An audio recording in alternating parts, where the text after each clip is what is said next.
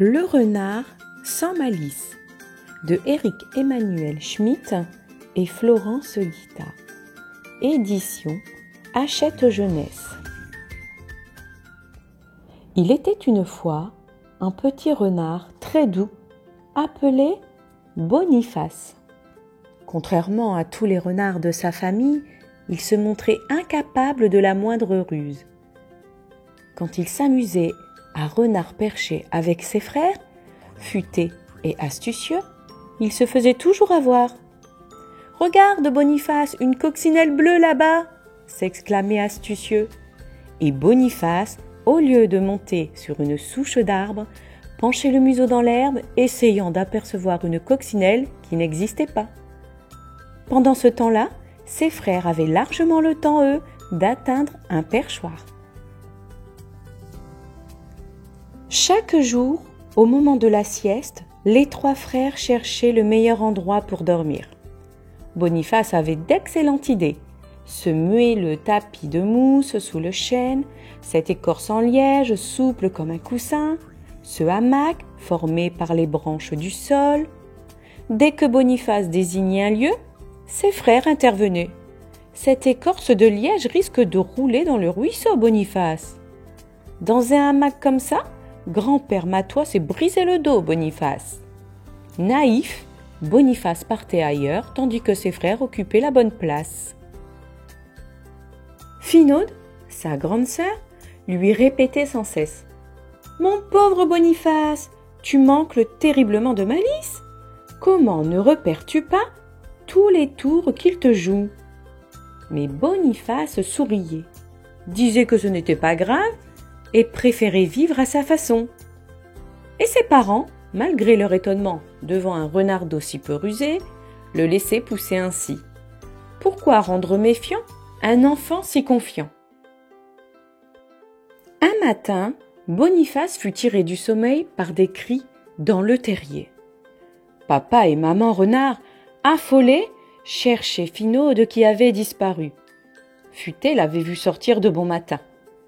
Elle l'avait prévenu qu'elle allait admirer les perles de rosée sur les fleurs et qu'elle rentrerait vite.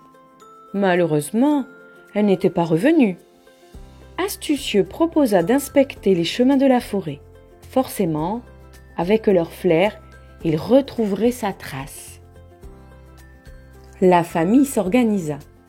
Papa demeurait au terrier pour attendre Finaude, au cas où. Maman faisait le tour des autres familles du bois. Et les garçons, eux, se jetaient sur les pistes. Grâce à leurs subtiles et fines truffes, les trois frères parvinrent à suivre le chemin emprunté par Finaude. Ça et là, ils vérifiaient qu'ils avaient raison avec des indices, des branches cassées, des empreintes sur la terre humide. Soudain, ils furent bloqués. La rivière coupait le chemin.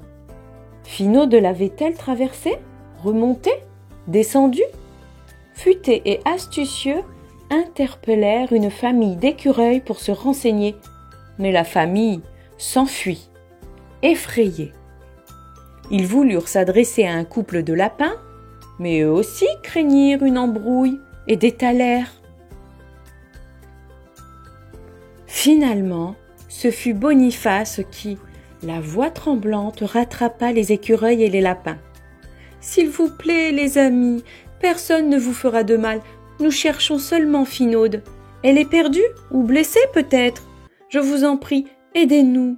Dites-nous si vous l'avez aperçue. » Quand ceux-ci virent le petit renard bouleversé par la disparition de sa grande sœur, ils lui indiquèrent le sentier qu'elle avait emprunté. Horreur! C'était le sentier qui conduisait à la caverne du dragon. Avec prudence, les trois frères s'avancèrent et se dissimulèrent derrière des buissons. Finaude se tenait dans l'antre. Le dragon barrait l'entrée. Le dragon était l'unique dragon de la forêt et personne ne le connaissait vraiment. On ne savait s'il était gentil ou méchant, mais on le redoutait. Parce que chaque fois qu'il toussait, du feu jaillissait de sa bouche. Avouez que ça donne envie de décamper, non?